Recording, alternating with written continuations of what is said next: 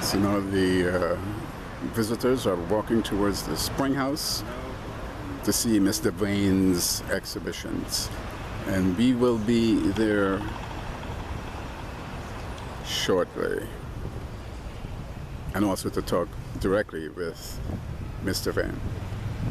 I think, really Oletha is the perfect artist to do this installation in this building. Her interest in research, her thinking about a site-specific project, her kind of combining these sculptures which live independently, but to present them in this particular space in this particular way in an installation that deals with water and kind of thinking about the water that ran under the building, as well as kind of the bodies of water that have connected us all in various directions over time, and thinking about the labor of the enslaved people who worked in this building, which really is an important story that hasn't been acknowledged.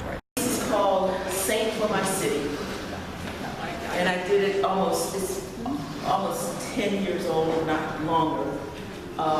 Focused on the notion that there were a lot of deaths that were happening in Baltimore, still are, and it's very sad to me to think about how we destroy each other. So I felt like Baltimore needed a black saint, and that's where the idea came from. Let's talk about your connection with the name Olivia and Oletha. DeVane. Oletha, sorry, and That's DeVane. Okay. The name Oletha was actually my father's sister's name. Okay. Apparently she had passed away, but he wanted me to have that name. And it's a Greek derivative of truth, the name Truth, which would be Althea. DeVane, which I thought was French, it turns out that it's not, originated from Ireland, but I did look up the French conversion of the name DeVane, which means of love. So I kind of like that name, and I kept it. Oh yeah. So my husband, whose last name is Kozar, Which is what? Czech. Okay. Are we going around the world here? Pretty much. And I said, I like my name. Okay. I'm going to keep it. Okay. So that was it. And plus, it got to the point where I couldn't pronounce his, so it didn't matter. DeVane is much easier. Much easier to pronounce, and I like the name. So.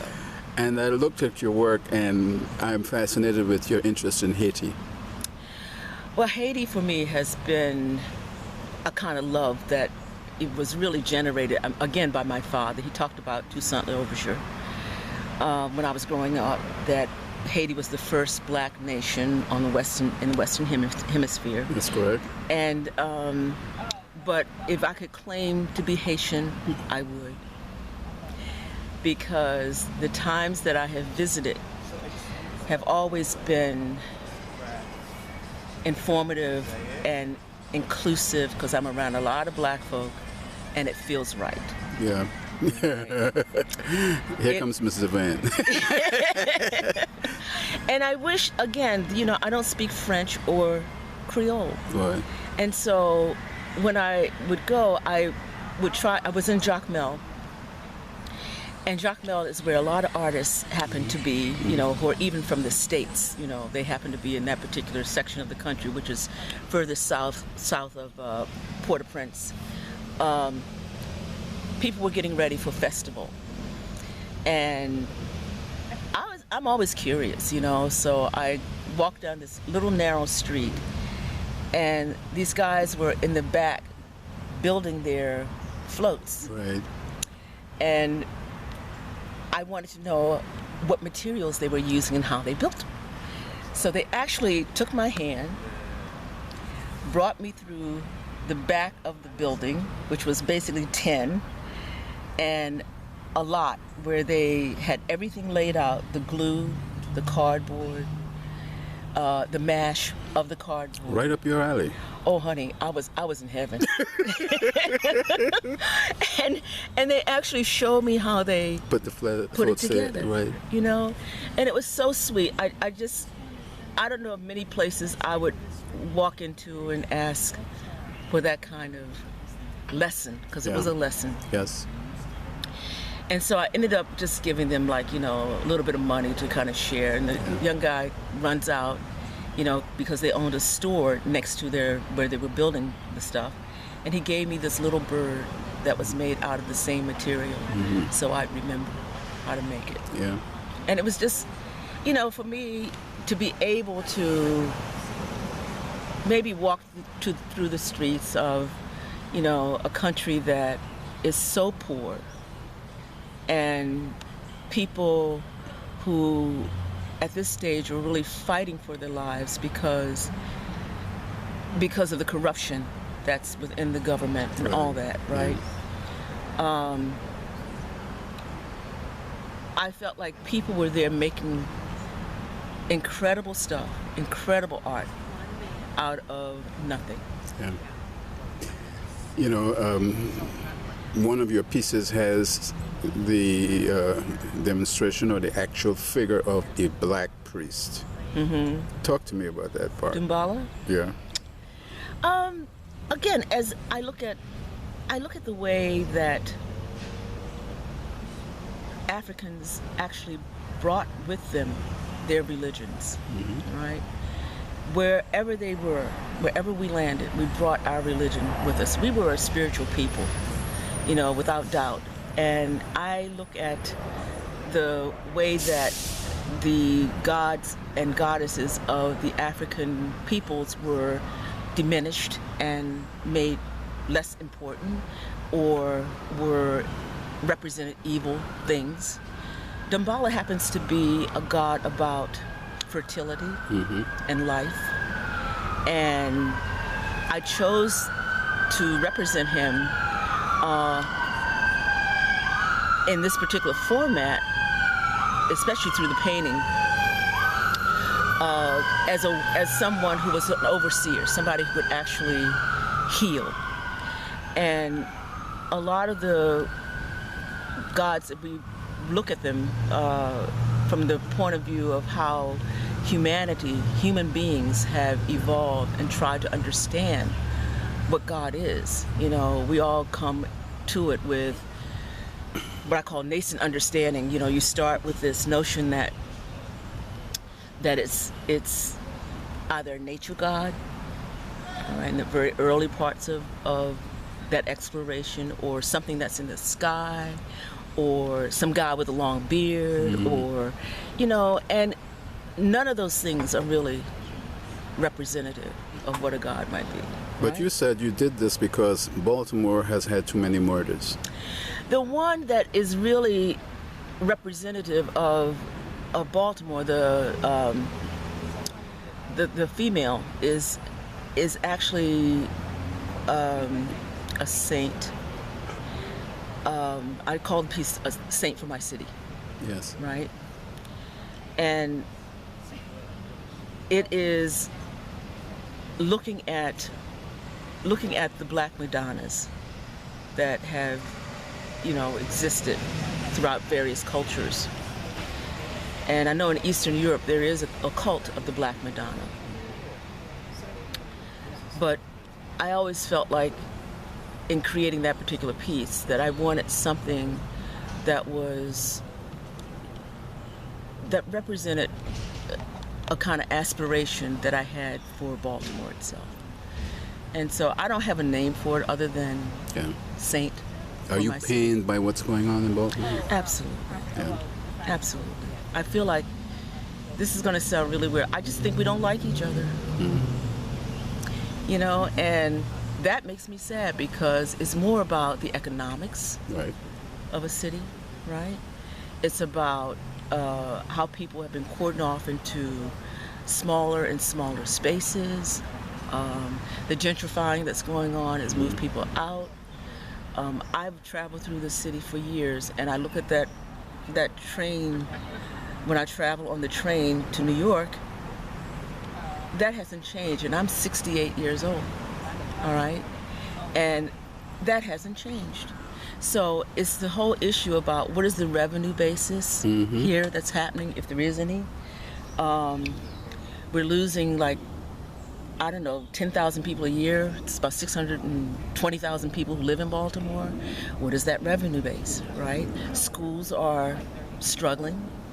It depends on where you are and if you can afford to pay for a private school, or if you can afford to go to a charter school, or if you can afford, to be in a neighborhood, that might be where you might get a good education, might be. But if 47% of our kids are like, it's do you sometimes see similarities between what's happening here in Baltimore and when you travel to Haiti? I see the fact that, first of all, the fact that Haiti had to pay back the French government. Yeah. I think that's outrageous. All right. The fact that the French came in and actually raped the country, right? That they had to pay back some money. I hope they don't pay it back. All right, because that's not just. Yeah. And I think the whole issue around the difference between Haiti that I've been able to reflect on has more to do with an infrastructure that is crumbling and doesn't exist, and it doesn't exist for the people who are That's at the in bottom. Haiti. That's in Haiti, at the bottom end of that ladder. Is there any parallelisms with Baltimore? Yeah, there are. Yeah. Yeah. Now you teach, you're an educator in your field of art. Was it difficult, or is it difficult, I should ask, to teach that in the system that you're involved in as a school like McDonough, to be black as you are? I'm pretty black. I know you are. And I'm proud. Yes. Okay? To teach that? I can tell you this. When I came to McDonough in 1993, what I really wanted to know was more about the person who started the school. And so I think maybe about 3 years into my tenure there, because I was head of the department, I'd hired, people and stuff. And so one of the things I was interested in was, who was John McDonough? Well, he owned a plantation in Louisiana. So I know he owned slaves, right? I don't know about the property at McDonough. We've been trying to investigate that, so a group of us, trying to figure out, well, was this owned by somebody? But, because it's 800 and some acres out there. But anyway, the point is that as I started looking into his history, I would have students go into the archives and research. And that research generated part of the program that I taught, which was, how did McDonough gain his wealth? There's a manifest of slaves that he owned. Let's look at this in the context of history and how these people lived. And there are letters to John McDonough from Liberia, and letters to him from Lafayette College. All right, all this stuff is there, right? Nobody thought to bring it out into the context of a history to talk about it until I did. Oh, okay. So I've been doing a project with kids from 9th grade. I started in the 9th grade because I want them to know that this is, if you are talking about trying to understand what a legacy is, you need to know where It started. And what privilege you have in terms of being here. So we talked about, for the longest time, doing a slave memorial. And Allison Sarr was going to be our pick. All right, I had people come in because I didn't want to do it. I had people come in, phenomenal art historians, people who selected her.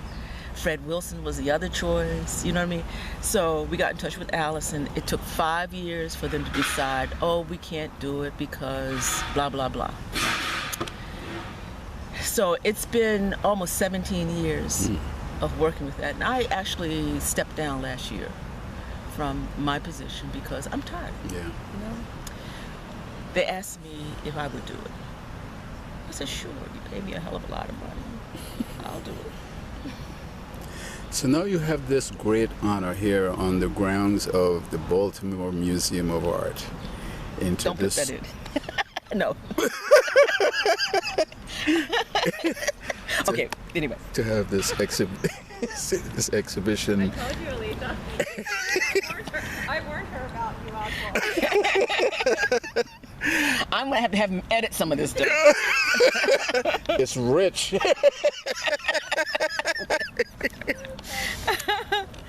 I have the honor of you're the only one with the exhibition in this building here, this spring house. How does that feel? It's the right place for this work, you know, because I'm excited about it. I feel like I said, when Chris Bedford came to the studio and he got all excited about the spirit sculptures, right? I got prints and, you know, paintings and all kinds of stuff, but he got excited about the spirit sculptures.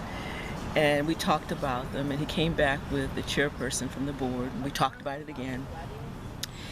And I think that in terms of a location, it's the right location because I wanted it to be an opportunity to contemplate and to think about, you know, what it meant to be in that space, especially as an African American. Yeah. Well, I really am listening to you and looking at you. I think you're Ethiopian. Not French, not Czech, or Haitian.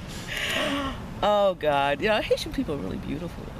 Well, I'd like you to pay some credit to your son as he participated in this exhibition, what his contribution has been. Well, he and I traveled to Haiti together like in January last year, and actually this year, 2018. And he has studied at University of Maryland in the digital, you know, field. He's an artist. He's an incredibly good artist. What's his name? Christopher Kozar. Oh yeah, okay. Christopher Kozar. And he actually recorded the sounds of the Haitian waters for me. And so we decided that between the water, there was to be another element. And I'm hoping that the young man who did, you know, he's partnering with a group called Strikeware. And Strikeware, I had commissioned them to do another piece for the ceiling.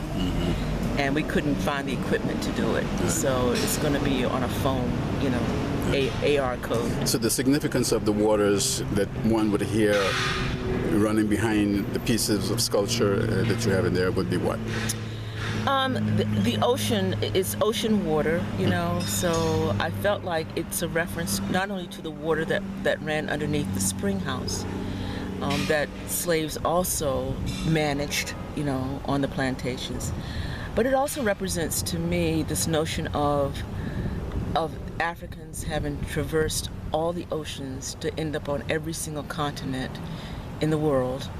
And so it represents the ocean waters of not only the slave ships, but the ability of us to move in places and be in places that people don't think we're at.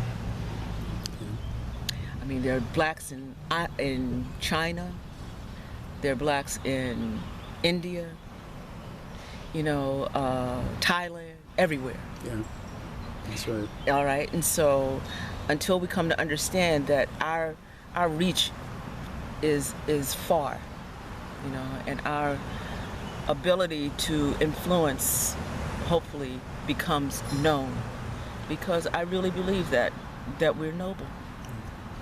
So you're another one that we have to put a star on that comes from Baltimore, right? Yeah, sure.